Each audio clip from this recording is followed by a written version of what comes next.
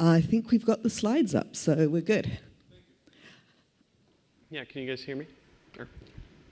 Is his mic working? I think so. I think this is live. It's a great pleasure to have Jon Carroll, Director of Software at Robotics, who have produced this awesome product, Sphero, which was the winner of the augmented hardware Augie last night. And Jon has been making video games since fourth grade, and he's going to talk about some of the video games he's made for Sphero. Thanks, Jon. Thank you. For those of you that haven't seen Sphero before, or were at the Augies last night, it's a smartphone-controlled robotic ball. We like to call it a robotic gaming system. What we aimed to create was a robot that you could carry around in your backpack, pull out, play with it for 30 seconds, put it away. It's self-propelled. It can move about 1 meter a second. It's got an RGB LED. It's made of high-impact polycarbonate. That's actually one of my favorite demos to do with it. You can drop it from about 5 feet and it'll still be fine. You can stand on it. You can squeeze it. It's sealed and waterproof. My dog chews on it. It's inductively charged. And we have an open API and SDK, which has been really great. We've had a lot of third-party developers create games and apps for Sphero. And the ball also has a gyroscope and accelerometer in it, and you connect to it over Bluetooth. So the idea is you shake it, it wakes up, it's going to auto-connect to my phone. I launch the app, and within just a few seconds, I can actually drive the ball around. So what we aimed for was really short and easy play sessions where you could very quickly get out the ball, play with it. You know, when I'm done playing with it, I can put it away. And it didn't take a lot of setup. I didn't have to join a special Wi-Fi network or anything like that. So what does Sphero do?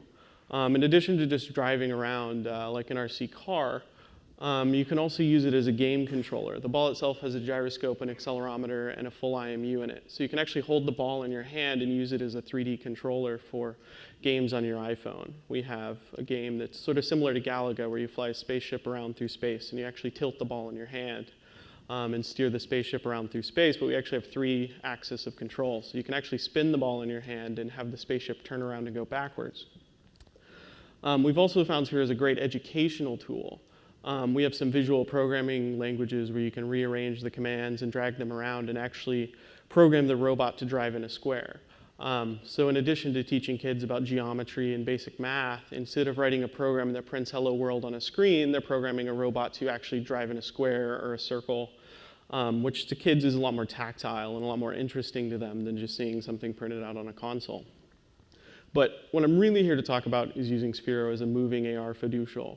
It was something we always wanted to do with Sphero, but it's taken us probably a year since launch to actually release our SDK and release games.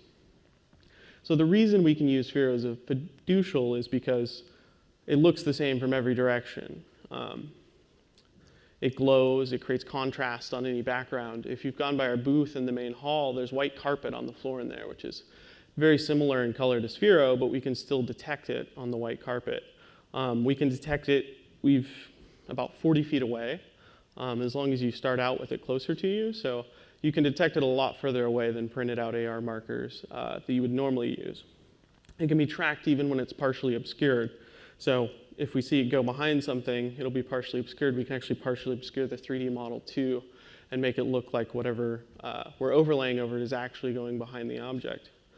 And really, it allows gameplay that doesn't require the user to be stationary or have, the marker totally in view. So you can drive up behind something and have the character disappear and have it reappear as soon as the ball reappears from behind where it was. And the other thing is it just works. You point the camera at it, and you instantly have an AR scene that's rendered around it. You don't have any sort of calibration phase where you move the iPad around with some sort of arcane gestures before you can start playing the game. And that was really important to us. Just being able to pull out the ball and play with it, you can also play an AR game just as easily for 30 seconds with very little setup. And what we found was that Sphero exists in a really strange place in the virtuality continuum. I did not make this up. There's actually a lot of papers that have been written on the virtuality continuum, but from left to right, you have the real world, such as a real chessboard, and on the far right, you have the virtual environment, like a video game that you would play on your computer. And somewhere on the left, you have augmented reality, where you actually have reality and you're drawing something over it or adding something to reality.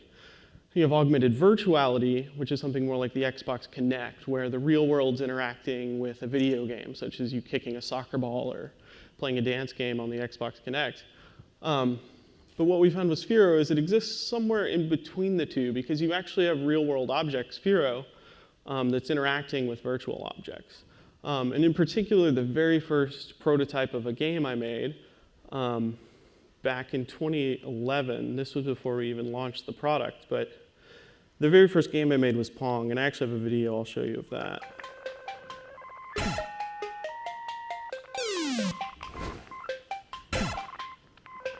So this game was just incredibly simple when I was first trying to get the ball tracking to work. This is mixed reality Pong.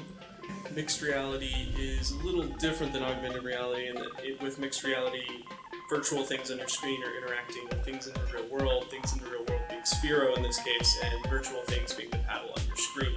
And what you end up having to do is go find Sphero on your screen and then hit it with the paddle.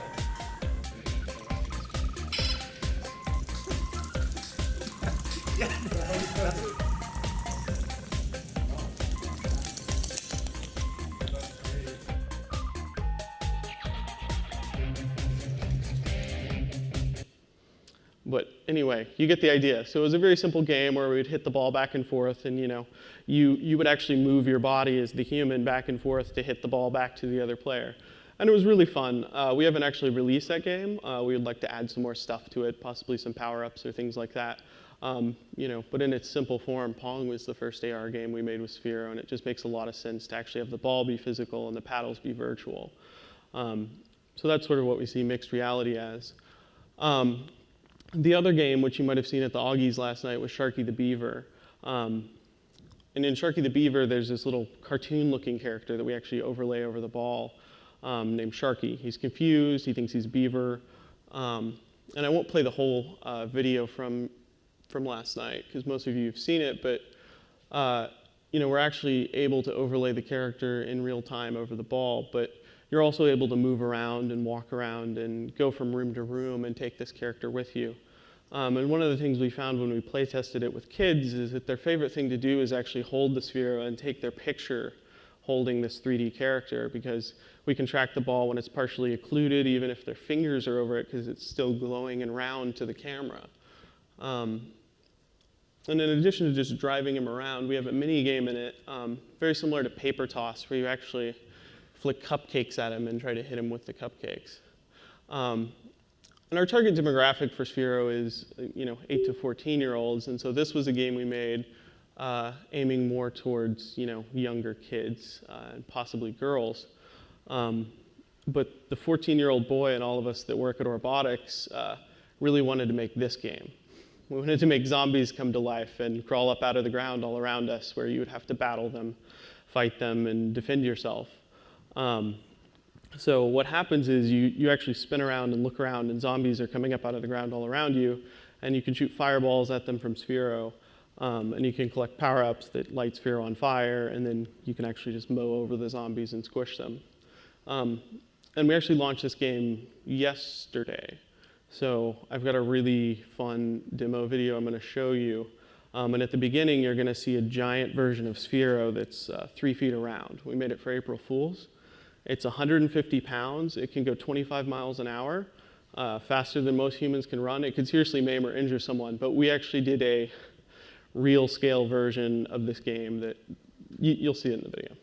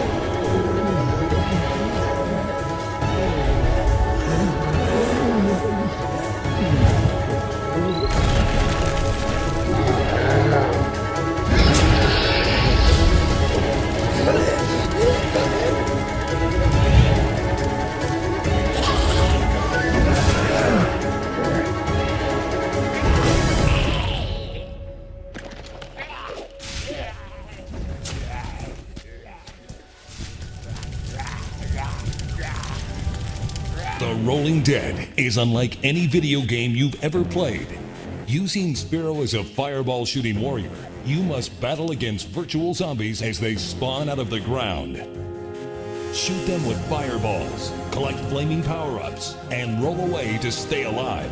The world becomes a video game, and you choose the surroundings. The question is, how long can you survive?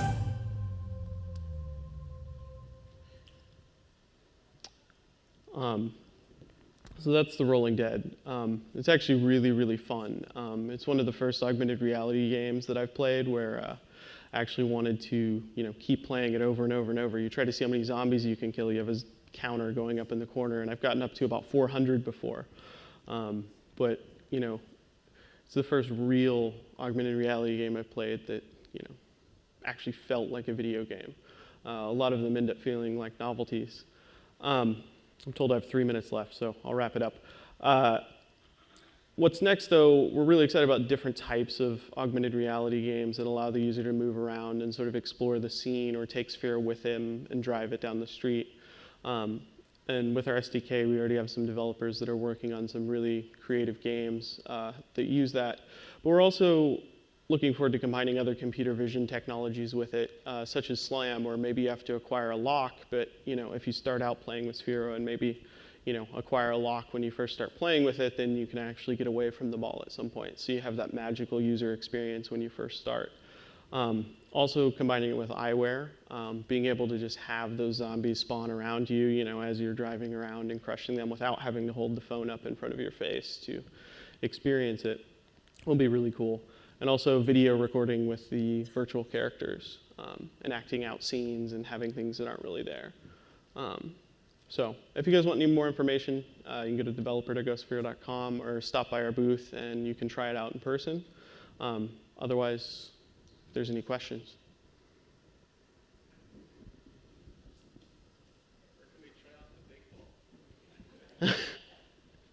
I actually think we might have it at the Microsoft Build conference pretty soon. We'll see. And also, just to add that Sphero's in the expo, and have you sold out? Because I didn't get one. Yes, actually we did. We sold out of all the ones we brought, but if you stop by and see me, I have a discount code, so you can get one for $30 off. I want that discount code. It's a really good deal in the expo. Any questions for Jon? I'll take the mic out to you if you're... Anyway, is there anyone here who's ever actually looked at the SDK for Sphero? Did I see a hand? No. Well, you should. I would encourage that, any developers in the audience. We are running out of time, and if you haven't, hands up anyone who didn't get to the expo yet. Oh, excellent. So I don't have to... Oh, is there? I can't see back there. Is there a question? Oh, taking the mic up to you. You can shout. Okay. I noticed, because I did check it out, and I noticed you guys had a little thing. Is your SDK, is that plug into Unity, or is it sort of standalone, or a little bit of both? It actually does a little bit of both. You can access it outside of Unity, but we've done all the hard part of hooking it into Unity, and we do have a Unity plugin, so you can actually just drag a script onto whatever 3D model or object you want to follow Sphero around in the scene, and it'll just work. You can actually get something up and going in about a half hour to an hour. We don't charge anything for anyone to use our SDK. Our business model is selling robots, and then we want anyone to create whatever they want.